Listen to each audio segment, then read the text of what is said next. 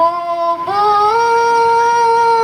bulan, bubui bulan, sangrai bintang, panon poe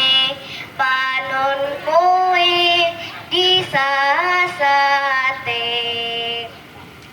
Assalamualaikum warahmatullahi wabarakatuh. Waalaikumsalam warahmatullahi wabarakatuh. Sampurasun. Hai teman-teman, gimana kabarnya nih? Semoga kita semua dalam lindungan Allah Subhanahu wa Ta'ala. Amin. Teman-teman, perkenalkan diri dulu ya. Nama saya Naura Azalea Kairen, bersekolah di SD Negeri 1 Gegesik Wetan, Kecamatan Gegesik. Pada kesempatan kali ini, Naura akan menceritakan sebuah cerita rakyat yang berjudul Asal-Usul Gunung Tangkuban Perahu.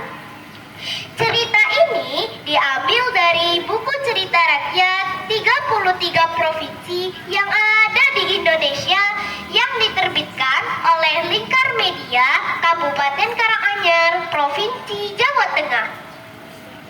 Begini nih ceritanya. Pada zaman dahulu kala ada seekor babi hutan yang tengah melintas di hutan belantara. Babi hutan itu mencari-cari mata air untuk diminumnya. Ia pun melihat ada air yang tertampung mengkelat di hutan. Tanpa berpikir, ia pun langsung meminum air tersebut. Ternyata air tersebut adalah air seni raja yang sangat sakti yang bernama Raja Sungging Perbangkara. Babi hutan itu langsung mengandung selama 9 bulan dan melahirkan seorang bayi perempuan yang sangat manis. Raja Sungging Perbangkara mendengar ada babi hutan yang melahirkan karena air seninya itu. Ia pun langsung menuju ke hutan untuk menemui bayi tersebut. Dan ditemukanlah bayi tersebut dan ia beri nama Dayang Sumbi. Raja sangat sayang kepada Dayang Sumbi dan Dayang Sumbi pun dibawa pergi ke istana. Singkat cerita, Dayang Sumbi tumbuh menjadi seorang gadis yang sangat cantik cerita.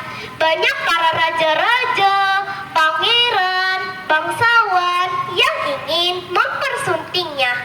Namun, semua itu ditolak olehnya, sehingga mengakibatkan yang terjadi di mana-mana karena saling merebutkan Dayang Sumbi.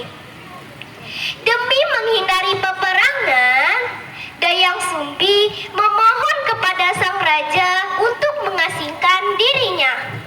Raja pun menyetujuinya. Dayang pun pergi ke bukit ditemani oleh anjing jantannya yang bernama Situmang. Suatu hari, Dayang Sumbi sedang asik menenun.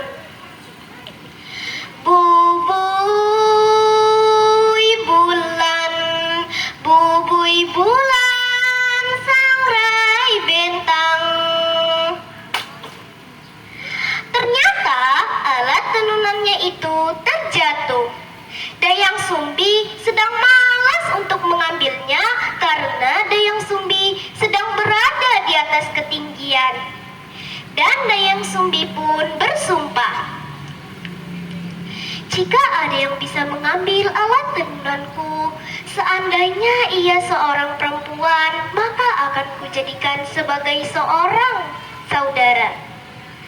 Tetapi seandainya ia laki-laki, maka akan kujadikan sebagai seorang suami.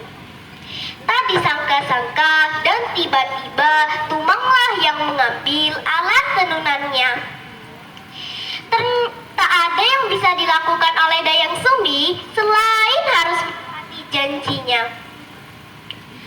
Ternyata Tumang adalah dewa yang sangat tampan dan juga gagah dan juga sakti yang dikutuk menjadi hewan dan diturunkan ke bumi. Akhirnya Dayang Sumbi dan Tumang pun menikah. Setelah beberapa lama, Dayang Sumbi mengandung dan melahirkan seorang bayi laki-laki yang ia beri nama Sangkuriang. Hari demi hari, Sangkuriang tumbuh menjadi seorang anak yang sangat tampan dan juga cerdas. Dia juga sangat suka dengan berburu. Suatu hari, Sangkuriang disuruh berburu oleh ibunya dan ditemani oleh Tumang. "Dah ibu, aku pergi berburu dulu ya." "Iya Sangkuriang, hati-hati ya." "Ayo Tumang, kita pergi berburu rusa yang sangat besar." Berangkatlah Sangkuriang dan Tumang ke dalam hutan untuk berburu. Hari demi hari, tak ada satu ekor pun rusa yang mereka lihat. Sangkuriang hampir putus asa. Kenapa hari ini tak ada satu ekor rusa yang aku lihat?" Tiba-tiba ada seekor babi hutan. Ada babi hutan! Tumang, Tumang, Tumang, cepat kejar dia! Tapi Tumang hanya terdiam. Ia tahu bahwa babi hutan itu adalah titisan Dewi yang dikutuk sama seperti dirinya. Merasa ada ancaman, babi hutan itu langsung masuk ke dalam hutan. "Oh, tidak! Makan malamku!" Semua ini salahmu, Tumang." Sangkuriang gelap mata. Ia mengambil anak panah dan diarahkan ke Tumang. Akhirnya Tumang pun terbunuh karena Sangkuriang tidak tahu bahwa Tumang adalah bapaknya. "Ibu, aku pulang." Sangkuriang, mana hasil buruanmu?" "Ini Bu." "Wah, daging yang sangat besar. Ini akan ibu masak." "Dan Tumang, di mana ya Tumang?" Sebenarnya itu daging Tumang, Bu." "Apa Sangkuriang? Itu daging Tumang?" Saking marahnya Dayang Sumbi kepada Sangkuriang, ia memukul kepala Sangkuriang dengan gayung. Retak! Sehingga di kepala Sangkuriang ada luka dan berdarah. Sangkuriang pun melarikan diri ke dalam hutan.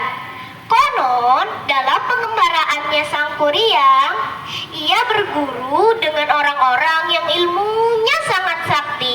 Dan Sangkuriang juga sangat sakti. Saking saktinya Sangkuriang, ia bisa mengendalikan jin dan makhluk halus. Hebat bukan teman-teman? Hebat.